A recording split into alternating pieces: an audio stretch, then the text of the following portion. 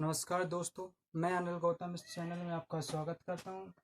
आज हम डिस्कशन करेंगे इल्तुतमिश के बारे में, जो गुलाम वंश के बारे में, वंश से रिलेटेड है। कल हमने डिस्कशन किया था कि गुलाम वंश की स्थापना किसने की थी और कब तक किसने शासन किया था। तो सबसे पहले आपने कल देखा था कि दिल्ली सल्तनत में कितने वंशों ने राज किया? 5 वंशों ने। पहला वंश था गुलाम वंश, जो 1206 से लेकर के 1290 तक चला। दूसरा वंश था खिलजी वंश। आपका खिलजी वंश था आपका 1290 से लेकर 1300 कहाँ तक 20 तक था। जो खिलजी वंश के बाद तीसरा वंश था आपका तुगलक वंश था 1320 से लेकर 1414 तक। चौथा वंश था आपका सैयद वंश जो था आपका 1414 से 1451 तक। अब पांचवा वंश था आपका तुगलक वंश, सॉरी लोधी वंश। तो लोधी वंश की स्थापना वहलो लोधी ने की थी, जो 1451 से लेकर 1451 52 से लेकर के 1451 से लेकर के कहाँ तक 51 से लेकर के कहाँ तक चला था आपका 1526 तक, जो पानीपत की प्रथम लड़ाई युद्ध तक हुआ, वहां तक शासन किया। तो सबसे पहले हम आज देखते हैं इल्तुतमिश के बारे में। ऐबक, हमने कल ऐबक के बारे में डिस्कशन किया था। कुतुबुद्दीन ऐबक। ऐबक के पुत्र का नाम था आराम शाह। क्या नाम था? आराम शाह।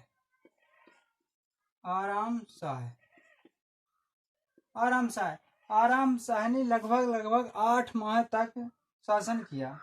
1210 से लेकर के 1211 तक शासन किया। लगभग 1210 से 1211 तक शासन किया इसने 8 माह तक। आराम शाह ने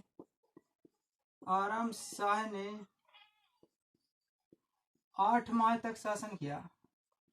8 माह तक शासन किया। आराम शाह ने कब शासन किया? 8 माह तक। इसके बाद इसका जो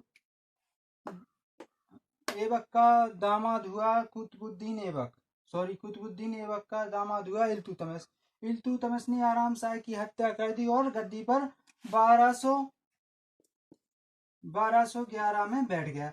लगभग इसका शासनकाल माना तो जाता है 1210 से ही, लेकिन 1211 से रिलेटिव कहते हैं। तो चलते हैं हम इसके आगे की ओर डिस्कशन करते हैं। आज देखिए, सबसे पहले जब कुतुबुद्दीन ऐबक की मृत्यु हुई थी तो देखिए ऐबक की मृत्यु कब हुई थी? हमने कल बताया था आपको 1210 में। कहाँ पर हुई थी? लाहौर में पोलो या चौगाना खेलते समय उसी को कहते। पोलो में कितने खिलाड़ी होते? 4 खिलाड़ी होते हैं। इससे गिर के हो गई थी। इसका पुत्र हुआ आराम शाह, जो अयोग्य शासक था। यानी इल्तुतमिश को जब लाहौर की सेना ने कहा कि आप शासन कर लीजिए, आप योग्य शासक है, तो इसने नाई कर दी थी कि मैं शासन नहीं करूंगा। इससे जरिए जब जनता को कारणवश आराम शाह को गद्दी पर बैठाना पड़ा। किसको? आराम शाह को कारणवश गद्दी पर बैठाना पड़ा। आराम शाह ने शासन किया, जबकि इसके शासन में इसकी माता का नाम इसकी माता ने उसका बहुत ही साथ दिया। तो इसका कहना, मतलब जनता का कहना यह था कि जो लाहौर का शासन आराम शाह ने शासन किया तो उसकी माता का इस पर बुरा हाथ रहा। इसके बाद जब ऐबक की मृत्यु हुई तो इल्तुतमिश बदायूं का गवर्नर था। फिर आया 1211 में इल्तुतमिश लाहौर आया तो इल्तुतमिश ने सबसे पहले आक्रमण किया और आराम शाह को पराजित करके उसकी हत्या कर दी। आराम शाह की बहन रजिया सुल्तान ने आराम शाह की हत्या करके इल्तुतमिश गद्दी पर बैठ गया। कौन बैठ गया? इल्तुतमिश गद्दी पर बैठ गया। इल्तुतमिश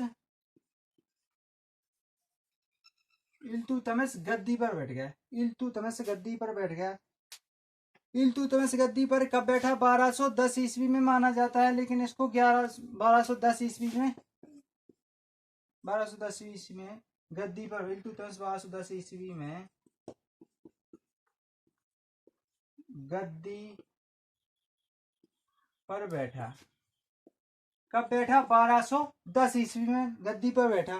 इल्तुतमिश दिल्ली का दिल्ली सल्तनत का वास्तविक सुल्तान कहा जाता था। वास्तविक स्थापना कहा जाता। क्यों कहा जाता है? क्योंकि इसने लाहौर से जो अपनी राजधानी थी दिल्ली स्थानांतरित की थी। कहाँ की थी? दिल्ली स्थानांतरित की थी। इल्तुतमिश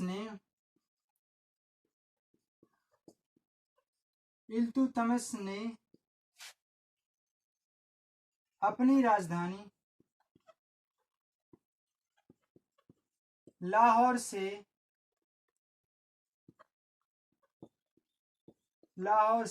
दिल्ली स्थानांतरित की। कहाँ की? दिल्ली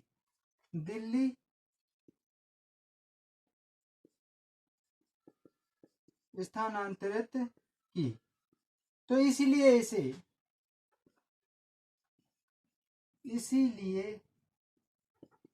इसे गुलाम वंश का वास्तविक संस्थापक कहा जाता है। गुलाम वंश का या दिल्ली पर जो दिल्ली का सुल्तान गुलाम वंश का वास्तविक संस्थापक कहा जाता था, कहा जाता है। देखिए अब यही कंफ्यूज होता है। अगर क्वेश्चन में आए कि दिल्ली गुलाम वंश की स्थापना किसने की, तो कुतुबुद्दीन ऐबक ने। अगर गुलाम वंश का वास्तविक संस्थापक पूछा जाए तो आपका होगा इल्तुतमिश। अगर संस्थापक पूछा जाए तो कुतुबुद्दीन ऐबक। गाइस जल्दी से जल्दी आप चैनल को शेयर कीजिए और लाइक कीजिए। जो चैनल पर पहली बार आया हुआ है तो उसे चैनल को सब्सक्राइब कीजिए और बेल आइकन जरूर दबाइए ताकि आपको नोटिफिकेशन मिलता रहे। इसके बाद आगे चलते हैं। इसने इल्तुतमिश 1210 ईस्वी में गद्दी पर बैठा। किसको मार कर? आराम शाह को। आराम शाह कौन था? कुतुबुद्दीन ऐबक का पुत्र था। इल्तुतमिश कुतुबुद्दीन ऐबक का गुलाम और दामाद था। इसे दासों का दास भी कहा जाता था। इल्तुतमिश को दासों का दास कहा जाता था। इसे गुलामों का गुलाम या दासों का दास कहा जाता है। इसे दासों का दास कहा जाता था। देखिए इसे क्या कहा जाता है? दासों का दास भी कहा जाता था। आगे चलते हैं।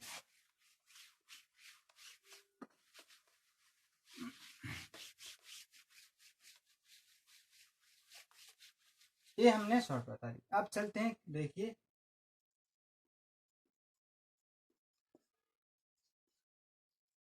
इल्तुतमिश 1210 से लेकर के 1236 तक इसने शासन किया। कहाँ तक किया? 1210 से लेकर के 1236 तक शासन किया। इसका वास्तविक नाम था क्या था? इसका वास्तविक नाम क्या था बताइए। अब आता है किसी को तो बताइए। इसका वास्तविक नाम था शमसुद्दीन इल्तुतमिश। इसका वास्तविक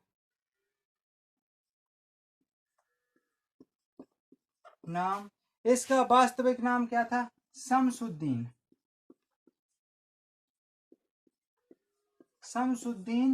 इल्तुतमिश था। इसका वास्तविक नाम शमसुद्दीन इल्तुतमिश था।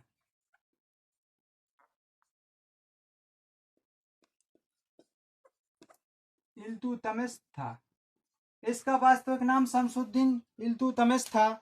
यह सुल्तान बनने से पहले वह बदायूं का सूबेदार था, जिसे गवर्नर कहते हैं। बदायूं का सूबेदार था।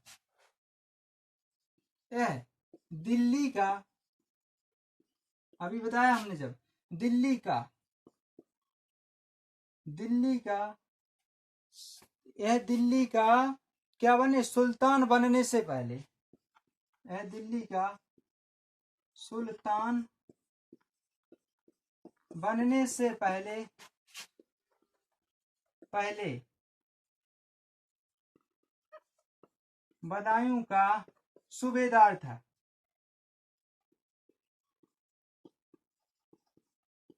सूबेदार था। या एक पूछा जाए कि कुतुबुद्दीन ऐबक की मृत्यु के समय इल्तुतमिश कहाँ का सूबेदार था, तो बदायूं का। या पूछा जाए कि कुतुबुद्दीन वो दिल्ली का सुल्तान बनने से पहले वो कहाँ का शासक था, तो वो कहाँ का सूबेदार था, तो बदायूं का सूबेदार था। इसने सबसे मोस्ट इम्पोर्टेंट क्वेश्चन, इससे प्रश्न बचता है, इसने 40 दासों की एक टुकड़ी बनाई थी। क्या बनाई थी? 40 दासों की एक टुकड़ी बनाई थी, जिसे तुर्कान ए चलगानी कहा जाता था। 40 दासों की एक टुकड़ी बनाई जिसमें तुर्कान ए चलगानी कहा जाता था। इसी से बलवन रिलेटिव है, आगे चल के बताते हैं। इसने इसने इसने 40 दासों की एक टुकड़ी बनाई। 40 दासों की एक टुकड़ी बनाई। 40 दासों की एक टुकड़ी बनाई जिसे इसने एक टुकड़ी बनाई। कितनी टुकड़ी? जिसमें कितने? 40 दास थे। वो दास कहते हैं कौन से थे? जो भरोसेमंद सबरे दास थे, भरोसेमंद। 40 दास भरोसेमंद दास थे, जिसका नाम क्या रखा गया? तुर्कान ए चहलगामी। तुर्कान ए चहलगामी। तुर्कान ए चहलगामी।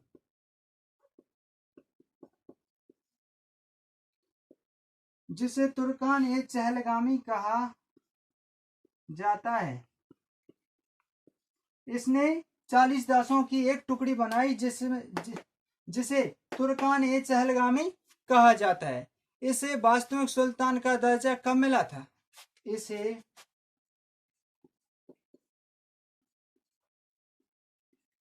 सुल्तान का वास्तविक दर्जा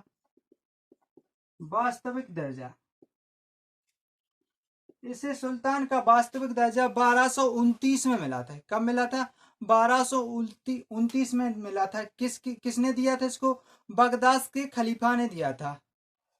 बगदाद के अलवासी खलीफा थे जो, उन्होंने इनको वास्तविक संस्थापक की उपाधि दी थी। इसे सुल्तान का वास्तविक दर्जा 1229 ईस्वी में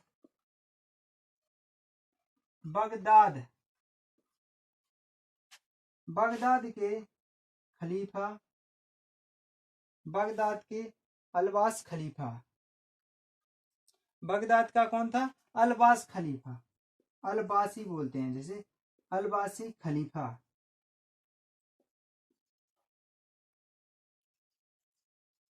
खलीफा ने इसे सुल्तान का वास्तविक दर्जा 2900 ईस्वी में 1229 ईस्वी में बगदाद के खलीफा ने कहा था। इसी ने उपाधि दी थी। मतलब अब इससे रिलेटेड आगे, इससे आज जितने भी मोस्ट इंपोर्टेंट क्वेश्चन बनेंगे आज सब डिस्कशन करेंगे आप।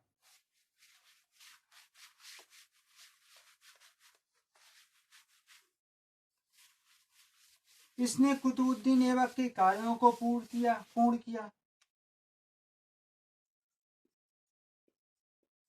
इल्तुतमिश, शमसुद्दीन इल्तुतमिश ने ऐबक के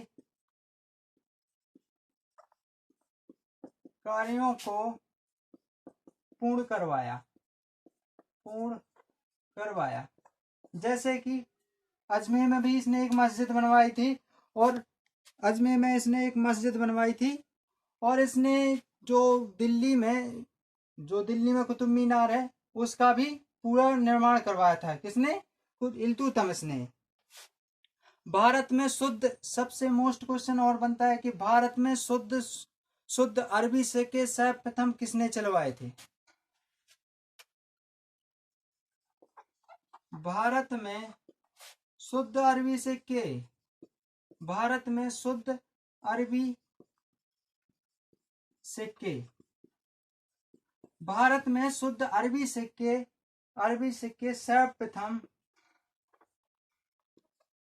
सर्वप्रथम इल्तुतमिश ने चलवाए।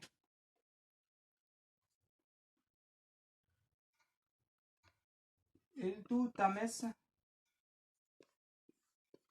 ने चलवाए।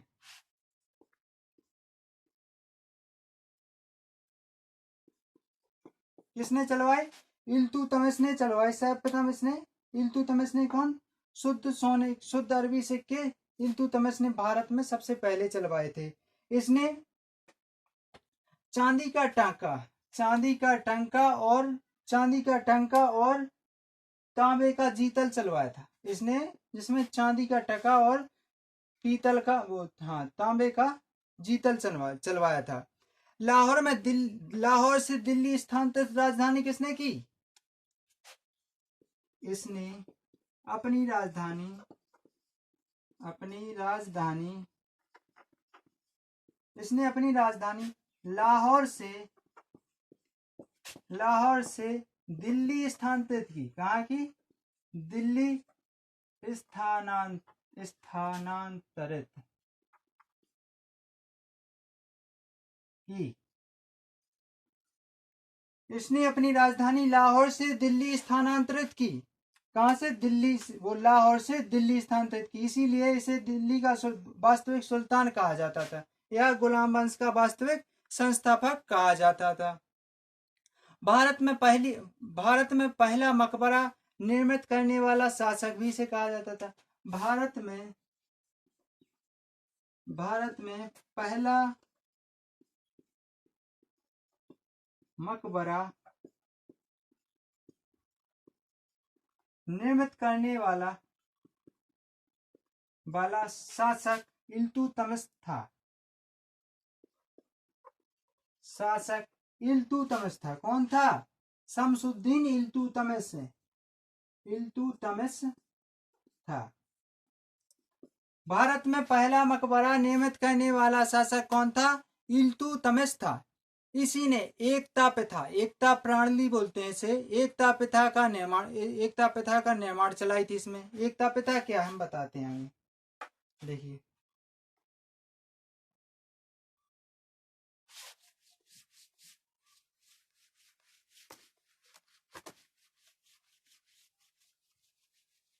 इससे जो भी 10-15 क्वेश्चन मोस्ट बनेंगे वो हम आज सारे डिस्कशन करेंगे। एकता प्रणाली क्वेश्चन आता है कि एकता प्रणाली किसने चलवाई थी? एकता प्रणाली का मतलब क्या होता है, ये भी क्वेश्चन आता है।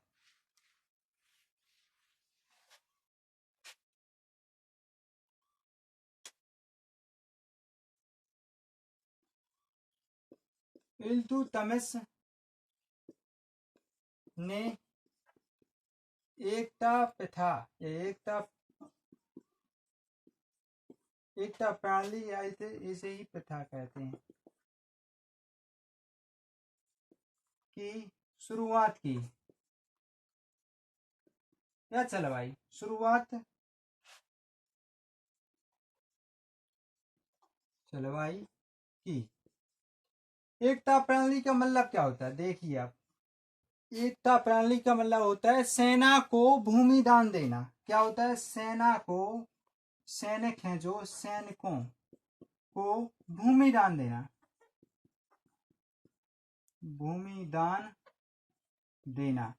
देखिए आप, जब पहले सेना को पैसा नहीं मिलता था तो क्या दिया जाता था? भूमि दान। जो जमीन है उसको सेना को सौंप दिया जाता है कि इसमें करो आप, और कुछ कर है जो हमको दो। तो सैनिकों को भूमि दान देने की प्रथा किसने चलवाई थी, जिसे कहते हैं एकता प्रणाली, किसने चलवाई थी? शमसुद्दीन इल्तुतमिश ने यह प्रथा चलवाई थी। चंगेज खान ने भारत पर 1211 ईस्वी में आक्रमण किया। तो किसके शासनकाल में किया था? इल्तुतमिश के। कब किया था? 1221 में भारत पर आक्रमण चंगेज खान ने। चंगेज खान ने भारत पर आक्रमण, भारत पर आक्रमण 1221 ईस्वी में किसके शासनकाल में किया? किसके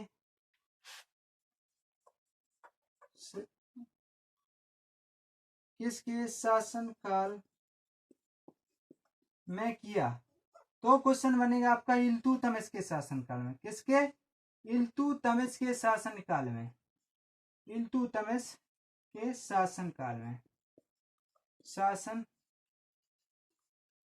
काल में देखिए, चंगेज खान ने भारत पर पहली बार आक्रमण 1221 में किया, तो किसके शासनकाल में किया था? इल्तुतमिश। इल्तुतमिश का वास्तविक क्या नाम क्या है? शमसुद्दीन इल्तुतमिश इसका वास्तविक नाम है। इसने क्या, इसकी मृत्यु कब हुई थी? 1236 में। इसकी मृत्यु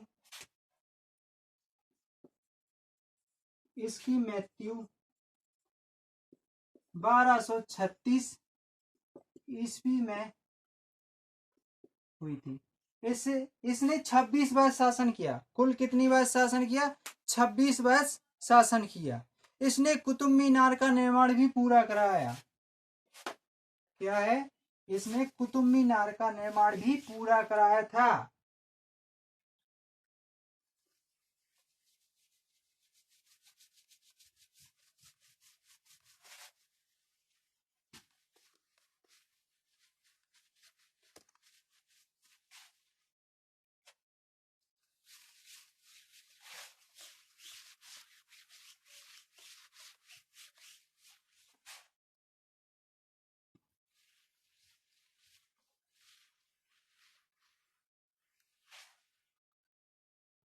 इल्तुतमिश